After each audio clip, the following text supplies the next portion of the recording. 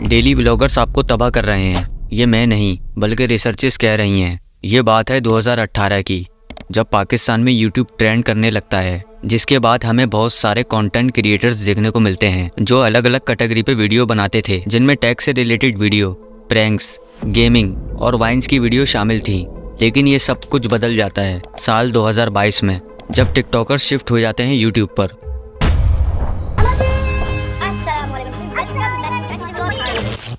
हमारी नौजवान नस्ल, खुसूसन टीनेजर, इस वक्त तबाही की तरफ जा रहे हैं। अगर आपके बच्चों में से कोई इन पाकिस्तानी ब्लॉगर्स को देख रहा है तो ये खतरे की घंटी है, क्योंकि ये कंटेंट मुसलसल इनके दिमाग और सोचने समझने की सलाहियत पर असर कर रहे हैं। ये लोग अपना फेक लाइफ स्टाइल, घर की चार दीवारी, दौलत की नुमाइश और अपनी बीवियों को दिखाकर आपके बच्चों को sexual frustrate at early age और डिप्रेशन का मरीज बना रहे हैं। कैसे, आइए समझते हैं। लेकिन इससे पहले ये समझ लें कि ये व्लॉगिंग कहते किसे हैं।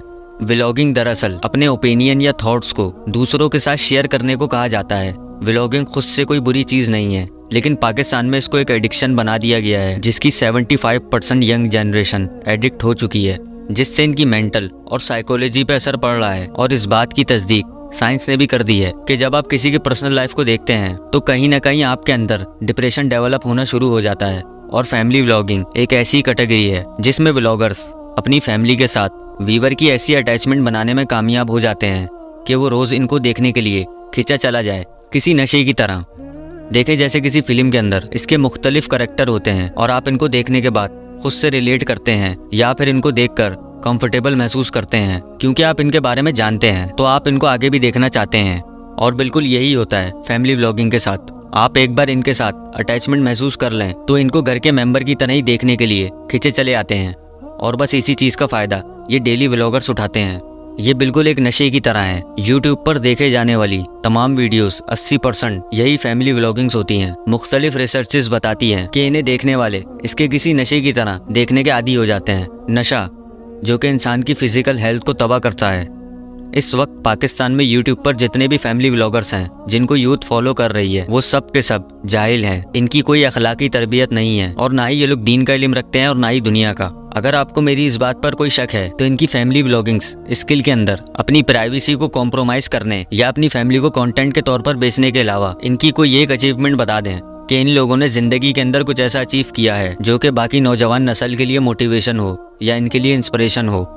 इन फीमेल व्लॉगर्स को तो ठरकी अवामी काफ़ी है, जबकि मेल व्लॉगर्स को अपनी बीवियों को पेश करना पड़ता है ताकि वो व्यूज हासिल कर सकें। और सोने पे सुहागा ये है कि ये फीमेल व्लॉगर्स इतनी बेवकूफ़ हैं कि इन्हें गानों की आवाज़ खुदा की इंसान से कलाम करने की लगती है। महसूस कर दो, मतलब ये कि अल्लाह ताला बंदे को कह रहा है कि मुझे टाइम तो दो कहीं से कुछ।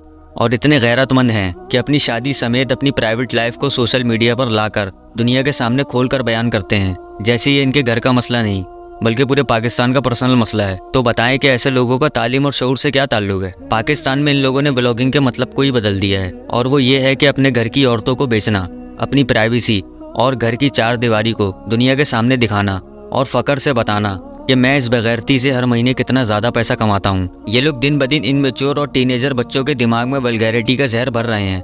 बेतुके फैशन, नाच गाना, दौलत की नुमाइश करना और टूर करना, इन सब का पैसा आपकी अटेंशन से ही आता है, जो कि आप अपने सब काम छोड़ के इनको देते हैं। और बदले में ये आपको घर की औरतें दिखाकर, अपनी प्राइवेसी दिखाकर आपको डिप्रेशन देते हैं। और अपने घर की औरतों को सरेआम दिखाते हुए इनको ज़रा शर्म और गैरत महसूस ही नहीं होती। आज इनके लिए बीवी, बच्चे और प्राइवेसी सब का सब इनके लिए सिर्फ कंटेंट है, जिसे दिखाकर ये आपको सोचने पर मजबूर करते हैं कि आपकी लाइफ नामुकम्मल है, आपके पास ऐसा कुछ भी नहीं है, जबकि इनकी ज़िंदगी के अंदर बस खुशियाँ ही खुशियाँ हैं और पैसा ही पैसा। पर यह हकीकत नहीं है, क्योंकि इन डेली व्लॉगर्स की लाइफ भी आपकी तरह ही होती है, डिप्रेशन, मुश्किलात के अंदर भरी हुई। लेकिन आपको ये हमेशा वही चीज़ दिखाते हैं जो ये दिखाना चाहते हैं।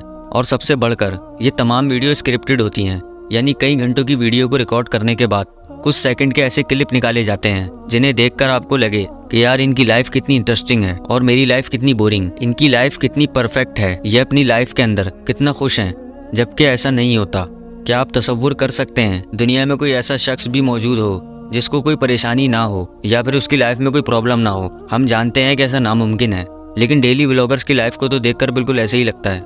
सो ये सब कुछ फेक होता है। इसको देख देख कर आपको डिप्रेशन होने लगता है, क्योंकि आप अपनी लाइफ को इनसे कंपेयर करने लगते हो। इनकी कुछ मिनट की वीडियो भी स्क्रिप्ट और एक्टिंग से बनाई जाती है, क्योंकि ये लोग ना चाहते हुए भी ऐसी हरकतें करते हैं जो कि इनको करना बिल्कुल पसंद नहीं है। यानी अपनी बीवियों को सामने लाकर दिखाना, इन्हें रिकॉर्ड करना, जिन्हें देखने के लिए यंग जनरेशन भागती हुई इनके पीछे आएगी। इनको देख देख कर बच्चे क्या सीख रहे हैं और इनकी इन्हीं हरकतों को देखकर इन्हीं की तरह कैमरा उठाकर इन्हीं की तरह इमैच्योर हरकतें करके इन्हीं की तरह बनना चाहते हैं। इन फैमिली व्लॉगर्स को इसका ज़रा भी एहसास नहीं है कि बच्चों के दिमाग पर इनका क्या असर होता है, और यही वो लोग हैं जो इन बच्चों की ज़हनी तौर पर तरबियत कर रहे हैं, और बच्चे इनकी लाइफ को देखकर इनसे इंस्पायर हो रहे हैं और इन्हीं की तरह बनना चाहते हैं।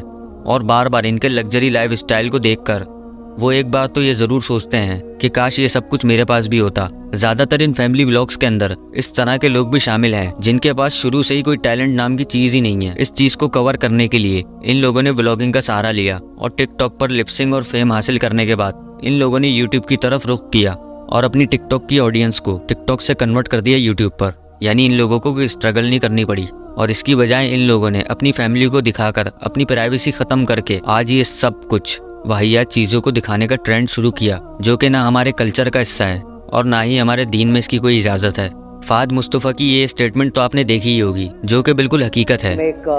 Content is the most overrated word in this country and there is no such content. Everybody is selling their family.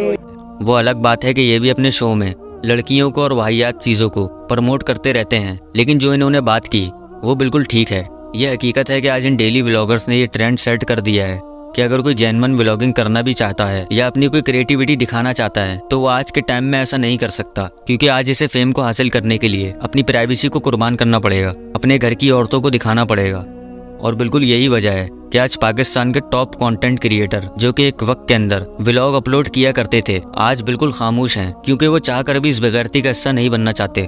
क्योंकि आप सभी जानते हैं कि इन क्रिएटिव व्लॉग को बनाने के पीछे कितनी मेहनत होती है। इन्हें शूट करने से लेकर एडिट करने और पब्लिक के सामने लाने में अच्छा खासा टाइम लगता है, काफ़ी मेहनत लगती है। लेकिन इनकी ये तमाम मेहनत डेली व्लॉगर्स की एक वीडियो के व्यूज़ के कुछ परसेंटेज के बराबर भी नहीं होती, जिसकी वजह से इनकी तमाम मोटिवेशन ख़त्म होती है। तो यही वजह है कि ये टैलेंटलेस व्लॉगर बढ़ते ही जा रहे हैं और टैलेंटेड लोग इसी प्राइवेसी की वजह से उसी स्पीड से कम होते जा रहे हैं।